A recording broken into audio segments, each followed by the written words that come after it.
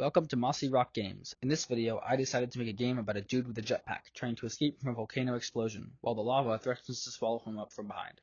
I knew that I wanted a flowy, fast, movement-based jetpack game. And in fact, the whole game should be centered around boosting through the map on a jetpack. It should be stressful, it should be exciting, and most of all, it should be fun. But before all that, we have to start from the beginning. I did the ambitious thing, and I opened up a new Unity project right away. The first thing that I did is add a box. This will act as our player until we decide to tackle the game graphics later on. The first thing I wanted to work on was movement. There's a lot of ways to do this, but the most simple way to program movement is just to change the player's position over time. But let's be honest, unless you're making an arcade game, this isn't going to work. I decided to use a more modern approach that I usually use for my platformers. Instead of altering the position of the player, we can alter its velocity. That way, it doesn't break our physics system. So now it works with physics. We can smash into things and we can move around.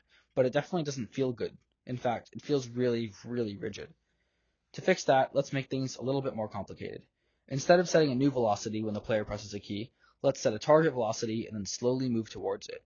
Then, when the player lets go of all the keys, the new target velocity becomes 0, and we just decelerate towards that.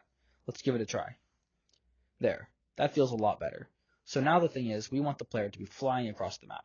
At the moment, flying isn't so exciting. In fact, you're barely moving. The thing is, we want the player to be able to turn their jetpack on and off, so we'll use our existing system, and when the player presses space, we'll increase the target speed by ×4. The last thing to do in order to finalize the system is to rotate the player towards the direction of their velocity, which we can do with just a little bit of math. We have our foundation now, so it's time to start making the movement look good. To make it feel like you were really pushing yourself forward, I decided to make the player spew out a bunch of particles behind them when you fly. I used a particle system and just tweaked around a bunch of values until it looked somewhat like fire.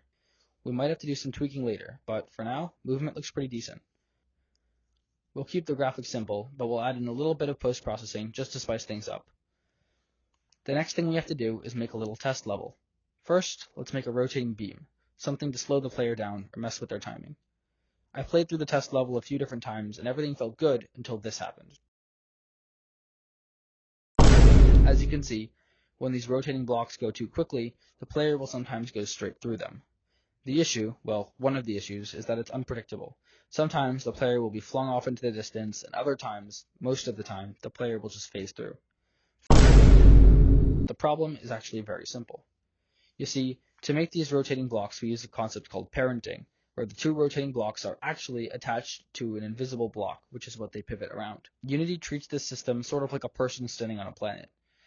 Even if that person is standing still on their planet, the planet is still rotating, so the player is moving in a circle, even if from their perspective they're not actually moving. What we're doing is the same thing. We're rotating the planet.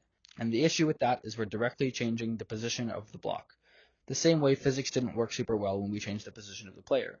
So the solution is the same. Instead of moving the position of the blocks, we have to change its velocity. In short, I had to rewrite the code just using basic trigonometry to move the position. There. Using a sine function and a cosine function over time, the blocks now move purely by controlling their velocity. We used a little bit of math to make the physics work better, and now the player doesn't phase through when they get knocked into. In fact, they do quite the opposite. The last problem is that I can play around on this little level forever.